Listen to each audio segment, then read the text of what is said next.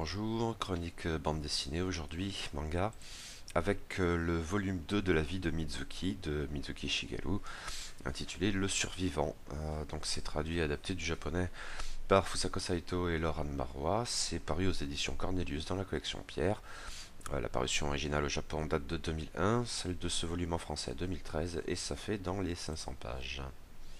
Retour, après un délai bien trop long, à la monumentale autobiographie en bande dessinée de Mizuki Shigeru, La vie de Mizuki, publiée dans une édition absolument superbe chez Cornelius. J'avais été bluffé par l'excellentissime premier tome, L'Enfant, et voici donc maintenant le deuxième, Le Survivant, en attendant le troisième et dernier, L'Apprenti. Encore un fort volume qui pèse son poids avec ses 500 pages d'un excellent papier sous couverture rigide à jaquette. Et même si l'éditeur prend soin d'expliquer pourquoi certaines planches, une cinquantaine, ont un rendu inférieur, à savoir que les originaux ont disparu, le résultat est encore une fois de toute beauté, à la hauteur de l'œuvre. Et rien qu'à feuilleter la chose, on se délecte du style graphique immédiatement identifiable de Mizuki Shigeru, avec son côté un peu ligne claire, mêlant des personnages aux traits caricaturaux, simplistes, expressionnistes, dans des décors extrêmement soignés et alternant avec une impression photographique pour nombre de scènes historiques, qui ont leur part ici essentielle. Après tout, Mizuki nous parle en long et en large de son expérience de la guerre de l'Asie-Pacifique. D'où un volume qui distingue deux périodes. Alors, je suppose que le découpage en 3 tomes est arbitraire de toute façon. Sur les 350 premières pages, en gros, Mizuki raconte la guerre et comment il l'a vécue, prenant le relais du tome 1 qui avait déjà assez longuement introduit cette thématique dans ces derniers temps. Après quoi, sur 150 pages environ, Mizuki parle de son retour au Japon, de ses multiples galères, enfin de ses débuts en tant que mangaka, après être passé par la case Kamishibai. Le ton est forcément différent, même si, non sans ironie, la thématique de la survie offerte par le titre de ce tome 2 peut très bien concerner les deux périodes. Mais il faut ajouter que le temps est élastique, ici. Les années de guerre sont décrites avec un luxe de détails, la grande histoire comme la petite. A priori, le tome débute en 1943, ou au plus tôt fin 1942, et il faudra donc bien 350 pages pour parvenir à la démobilisation de notre héros après la capitulation du Japon durant l'été 1945. Mais ensuite, le rapport au temps n'est plus le même.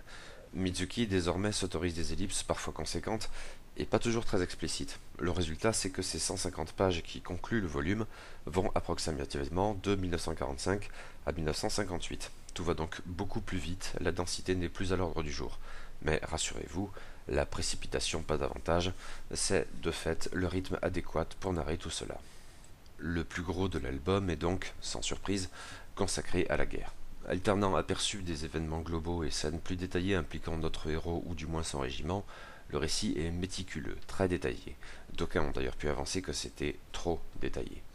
Il est vrai qu'en certaines occasions, ce tome 2, mais dans la continuité du premier, multiplie les références extrêmement précises. Merci aux éditions Cordelius pour les nombreuses notes en fin de volume au passage, presque à la manière, on l'a dit, d'un manuel d'histoire, si le rythme propre à la BD différencie tout de même les deux approches. J'avouerai que si, à titre personnel, la matière me passionne et j'ai adoré ma lecture, les critiques de ceux qui ont considéré que c'était trop me paraissent compréhensibles et légitimes. Quoi qu'il en soit, le tableau est accablant, et ceci sans même nous attarder pour l'heure sur le sort de Mizuki en personne. On sent dans ces pages, en dépit d'une certaine réserve dans le ton, associée à une certaine pudeur, je crois que c'est le mot, même s'il pourrait prêter à confusion, mais j'y reviendrai, on sent donc toute la colère de l'auteur à l'encontre de cette farce d'un goût ignoble et de la bêtise fanatique des officiers nationalistes dont les mensonges et les fantasmes puérils ont causé la mort horriblement inutile de millions de leurs compatriotes. Les conditions de vie lamentables des soldats peu ou prou voire officiellement abandonnés par leur état-major, la faim et la malaria, la brutalité crasse des supérieurs à l'encontre des cadets qu'ils dressent à la bêtise à coups de baffes toujours plus nombreuses, toujours plus violentes, l'aveuglement d'une nation entière, du fait de l'aveuglement de ses chefs, prétendant jusqu'à la toute dernière heure, contre l'évidence des faits, que la victoire était sur le point d'être acquise. Et les missions suicides de type Opération Mort, auxquelles Mizuki avait déjà consacré un album, plus détaillé encore semble-t-il, sous ce titre précisément. On le comprend, c'est l'illustration la plus terrible des absurdités qu'il a vécues sous l'uniforme, à titre personnel. La différence étant donc, semble-t-il, que cette fois l'auteur affiche et revendique le caractère autobiographique de son récit.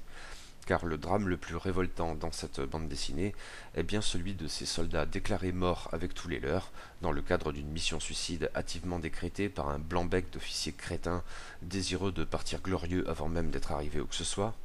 Or, certains de ces soldats, dont Mitsuki bien sûr, ont en fait survécu du fait de l'intervention autrement sensée d'un courageux et lucide sous-officier, autrement au fait des réalités du terrain et des impératifs de la guerre. Mais il constitue dès lors et plus que jamais une honte pour un état-major qui n'a que le mot honneur à la bouche et qui réclame sans cesse la mort de ces inacceptables survivants, ces statistiques qui ne sauraient tout bonnement être. Quelle misère, quelle folie que cette armée dont l'objectif semble être de mourir plutôt que de vaincre. Je vous renvoie une fois de plus à Mort pour l'Empereur de Takahashi Tetsuya. Mizuki, si peu fait pour la vie de soldat à l'évidence, lui qui est un jeune homme distrait, curieux, rêveur, gaffeur, socialement inapte, et rétif à l'autorité pour la bonne et simple raison qu'il n'en comprend même pas le concept, passe l'essentiel de son temps sous les drapeaux en Nouvelle-Guinée. Son quotidien, avant même que les combats ne soient de la partie, est déjà d'une extrême rudesse, dans la continuité de ce que nous avions vu dans le premier tome. Des baffes, des baffes, des baffes. Il faut y insister. Même sans les batailles et les détonations, c'est déjà l'enfer et un enfer mortel. Je vais réitérer et approfondir ma remarque de la chronique du tome 1. Tout ceci m'a vraiment ramené à La condition de l'homme, trilogie cinématographique signée Kobayashi Masaki. Au deuxième volet, Le chemin de l'éternité, où les baffes pleuvaient tout autant, le film insistant tout particulièrement sur ces brimades incessantes en créant une situation de cauchemar bien avant que les Russes, très tardivement, ne se lancent à l'assaut de la Mandchourie où se déroule l'action. Mais aussi cette fois ça m'a fait penser au troisième volet de la trilogie, La prière du soldat, quand les conscrits nippons abandonnés de tous errent sans but dans un environnement plus hostile que jamais, où la faim et la maladie sont aussi à craindre que les balles et les obus ennemis. Ici on peut aussi penser, et sans doute même le faut-il, à Feu dans la plaine de Ichikawa Kon, inspiré d'un roman de Ooka Shohei qu'il me faudra lire un de ces jours. En effet, avant même l'opération mort concomitante de la débâcle japonaise, le quotidien des Troufions est terrible. Mizuki est bientôt atteint de la malaria, qui le fait beaucoup souffrir et, par cycle, semble toujours davantage le menacer de mort. Il s'en tire pourtant et conserve tout du long un solide appétit qui, à vrai dire, ne fait que rendre la faim plus douloureuse. Les soldats n'ont littéralement rien à manger, ils ont d'ores et déjà été oubliés dans le ravitaillement et survivent comme ils le peuvent. Le drame personnel de Mizuki ira bien plus loin encore. Nous le savions, il a perdu un bras à la guerre, le bras gauche, et il était gaucher. Nous voyons comment dans le présent tome. Mais ce qui m'a marqué à cet égard, c'est combien cet événement que nous serions portés à supposer particulièrement traumatisant, et sans doute l'a-t-il bel et bien été, est traité ici, eh bien, comme le reste, au même niveau, sans plus d'importance. Je reviens donc sur cette idée de pudeur, avec des guillemets le cas échéant. Rien à voir bien sûr avec la quelque bête chasteté puritaine ou quoi que ce soit d'aussi lamentable. Mizuki ne cache rien. La mort, la boue, le sang, la pourriture, la merde sont essentiels au propos. Ce qui me fait parler de pudeur, c'est cette tendance, ici particulièrement marquée, à reléguer sur un plan presque secondaire les événements personnels parfois, et ceci alors même que nous sommes dans une autobiographie, ce qui pourrait donc être paradoxal. La perte du bras, crucial, dans son traitement finalement très distant, m'en paraît une bonne illustration. Mais aussi et même surtout la tendance globale à confier la narration au personnage de Nezumi Otoko, tiré de la plus célèbre bande dessinée de l'auteur, Kitaro le Repoussant. Procédé déjà employé dans le premier tome, mais avec moins d'ampleur j'ai l'impression. Du coup, Mizuki n'emploie qu'assez rarement le jeu dans cette période tout particulièrement, en confiant à la bestiole semi-yokai le soin de conter la grande histoire comme la sienne propre. Et Nezumi Otoko parle donc de Mizuki à la troisième personne. La grammaire japonaise diffère considérablement de la française, aussi ne suis-je pas bien sûr de ce que cela donne dans le texte original, mais en France du moins il y a donc une forme de mise à distance qui ne rend le récit que plus douloureux encore, peut-être. Mitsuki, sans bien en avoir conscience j'imagine, est alors engagé dans une lutte impitoyable pour survivre. L'effet est sans doute assez déstabilisant parce que nous savons très bien qu'il a survécu, et en même temps nous avons toujours un peu plus l'impression qu'il ne pouvait tout simplement pas survivre. Ceci, précisons-le, pas parce que l'auteur en ferait trop, en rajouterait sans cesse, tricherait d'une manière ou d'une autre, le naturel demeure toujours, et c'est peut-être ce qu'il y a de plus terrifiant dans tout cela. Mais voilà, les soldats japonais ne pouvaient pas survivre. Point. Et certainement pas ce Mizuki, mauvais soldat, souffre-douleur de tous ses supérieurs, affamé, souffrant cruellement de la malaria, perdant un bras, dans un recoin perdu de la Nouvelle-Guinée que l'armée et la marine impériale ont laissé à lui-même, sans ravitaillement, sans le moindre espoir de renfort, face à un ennemi peu ou prou invisible mais pas moins mortel. Tout le monde meurt autour de Mizuki. Tout conspire donc à tuer Mizuki. Il survit, pourtant, mais sans que l'on puisse sans doute en tirer la moindre leçon. En tout cas, pas le moindre contenu édifiant, à la façon de je ne sais quelle bêtise motivationnelle. D'autres, moins habiles, n'ont pas manqué de tomber dans le piège, je suppose. Et ceci alors même qu'un élément fondamental du récit aurait pu y inciter. Mizuki survit peut-être, au moins en partie, en raison du singulier contrepoint qu'il a trouvé à la guerre, comme dans l'œil du cyclone, une tribu primitive qui vit dans la jungle et qu'il se met à côtoyer, puis un peu plus que cela. Quelles qu'aient été ses motivations premières, la relation de Mizuki avec Setolai se développe avec un grand naturel. Il en est bientôt au stade où, convaincu de sa mort prochaine, il abandonne tous les règlements de la soldatesque pour faire ce qu'il veut et passer son temps avec les autochtones plutôt qu'avec ses déprimants semblables. L'attribut d'une amabilité presque incompréhensible, peut-être doit-elle quelque chose à ce que Mizuki ne se comporte probablement pas avec eux de la même manière que les autres soldats japonais. Cette tribu donc lui fournit, sans rien demander en échange, de quoi subvenir à sa faim, et surtout une forme de réconfort psychologique qui hisse le jeune soldat manchot hors des abîmes de la terreur et du cauchemar, presque au point d'en dériver un nouveau sens à sa vie. On parle même de mariage, de famille. La capitulation signée, le retour au Japon devant être envisagé, qui semblait si fondamentalement impossible quelques mois plus tôt à peine, Mizuki se demande ce qu'il doit faire. Retourner auprès de sa vieille famille au Japon, ou rester avec sa nouvelle famille dans la jungle de Nouvelle-Guinée. Il décide enfin de rentrer. L'hésitation est signifiante, mais je ne suis pas certain que le choix retenu appelle davantage de commentaires, et en tout cas l'auteur s'en abstient. Quoi qu'il en soit, ces scènes fortes bénéficient du naturel de l'authenticité. Le procédé aurait pu rappeler d'autres œuvres traitant de la Seconde Guerre mondiale avec des plans de coupe dans ce registre. Suivez mon regard, si vous le voulez bien, en direction d'une certaine ligne rouge avec des dauphins dedans, mais le vécu et le naturel produisent un sentiment tout autre, bien plus fort, bien plus juste, parfaitement poignant. Mizuki retourne donc au Japon, et la narration se fait beaucoup moins dense. Le survivant, comme bien des soldats démobilisés, découvre un Japon en ruine et occupé par les Américains, ces mêmes Américains, cet ennemi dont l'esprit japonais devait triompher sans coup férir. Mais le Japon a brutalement perdu toutes ses illusions. Société anomique par excellence et entièrement à rebâtir, sans bien être certaine de ce qui pourra ressurgir des décombres à terme. Mizuki retrouve sa famille tout particulièrement, qui n'offre plus le même spectacle qu'avant-guerre. Les personnages si hauts en couleur alors semblent d'un coup devenus plus ternes, plus fades. Ceci n'a rien d'une critique, car il s'agit toujours d'illustrer leur authenticité. Avec la défaite, il n'y a rien d'étonnant à ce que ce petit cercle soit affecté par la dépression ambiante. Et sans doute, le fait que le frère de Mizuki soit en prison, condamné pour crime de guerre, n'arrange-t-il rien à l'affaire. Ceci étant, la dépression n'a, ici, qu'un temps, où elle doit être relativisée.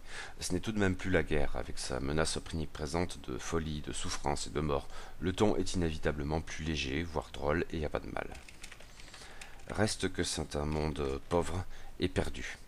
D'une certaine manière, une nouvelle lutte pour la survie se met en place, comme un contrepoint ironique aux horreurs vécues en Nouvelle-Guinée. Ce Japon d'après-guerre, c'est du coup aussi celui des petites magouilles du marché noir, des petits boulots improbables.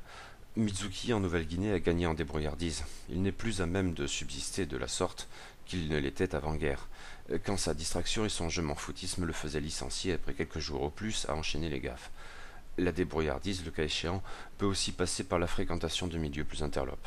Je suis actuellement en train de relire Les Pornographes, excellent et hilarant roman de Nosaka Kiyoki, et même s'il se déroule plus tard, à l'aube des années 60, je ne peux m'empêcher de faire le lien. Mais Mizuki a bien besoin d'un métier moins aléatoire, et il ne choisit pas la voie de la facilité. En même temps, il n'était pas dit qu'il en avait beaucoup d'autres, même dans ce Japon à reconstruire, terreau, dit-on, de toutes les possibilités. Avant-guerre, nous l'avions découvert passionné de dessin, mais très branleur aussi, pas du genre à sérieusement étudier les beaux-arts et compagnie. Depuis, il a perdu un bras, et celui avec lequel il dessinait. Qu'importe, il dessinera avec la main droite, et entre les deux combines minables, il s'attelle à la tâche. Une opportunité s'offre à lui à laquelle il n'avait probablement guère songé jusqu'alors. Il se met à dessiner pour le kamishibai, sorte de théâtre japonais populaire où l'histoire est narrée par un conteur se basant sur des illustrations qu'il fait défiler devant les yeux émerveillés de ses spectateurs, et notamment des enfants à partir des années 20, avec des séries à succès comme celle narrant les exploits du super-héros Ogan Bat.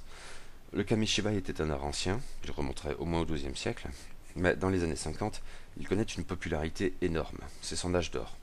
très éphémère sans doute, dès les années 60, la télévision notamment y mettrait un terme. Mizuki ayant un bon coup de crayon, il s'associe donc à des conteurs de Kamishibai et livre des illustrations à un rythme invraisemblable. Ne pas s'y tromper cependant, si cet art connaît un grand succès, les artistes sont loin de rouler sur l'or.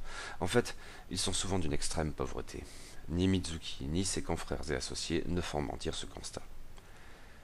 La pauvreté et, au bout d'un certain temps, la compréhension de ce que l'âge d'or du Kamishibai ne durerait pas éternellement, conduisent cependant Mizuki à explorer une autre voie qu'il ne semblait pas particulièrement non plus avoir envisagée jusqu'alors, étrangement, celle du manga. Là encore, les cadences sont infernales, mais les revenus semblent moins aléatoires. Quoi qu'il en soit, à la fin des années 50, il publie ses premières bandes dessinées. D'abord un rock and band qui n'a rien à voir avec l'andouille Trump, et bientôt et surtout, pas encore dans ce deuxième tome, Kitaro le Repoussant qui demeure son œuvre la plus populaire. Certaines allusions laissent ici entendre que le personnage de Kitaro avait eu l'heure de quelques récits de Kamishibai, peut-être. Notre Mizuki deviendra un des plus grands mangaka de l'histoire. En même temps, c'est ainsi que naît Mitsuki, au sens le plus strict. C'est alors qu'on lui impose ce pseudonyme dont il s'accommodera finalement très bien. Mura Shigeru n'est plus, place à Mizuki Shigeru. Une histoire de survivant, vraiment? Ce tome 2, à mes yeux, n'a sans surprise pas bénéficié de l'effet découverte qui m'avait saisi à la lecture du premier tome et m'avait foutu par terre, à vrai dire. C'est normal et il n'y a rien à en conclure. À l'évidence, le survivant est un digne successeur à l'enfant, et la vie de Mizuki demeure une vraie merveille à tout point de vue.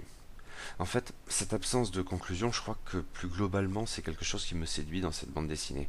Alors que l'autobiographie pourrait y être propice, a fortiori avec une vie aussi tumultueuse, et tout spécialement dans ce deuxième tome, cauchemardesque, l'auteur, tout en s'impliquant à fond dans son récit, ça se sent, semble justement accorder une attention essentielle à ce point, cela ne doit en fait pas être un récit. Romancer n'est pas le propos, et ai-je l'impression en tirer quelques leçons que ce soit, pas davantage, peut-être même moins encore. Et c'est un ton qui me parle énormément. La suite un de ces jours avec le tome 3, l'apprenti, forcément tout autre chose, après quoi il me faudra poursuivre avec des choses comme Nononba ou Opération Mort, mais bien sûr, mais aussi j'imagine avec Kitaro le Repoussant, histoire de prendre toute la mesure du grand mangaka dans sa diversité, dans sa richesse.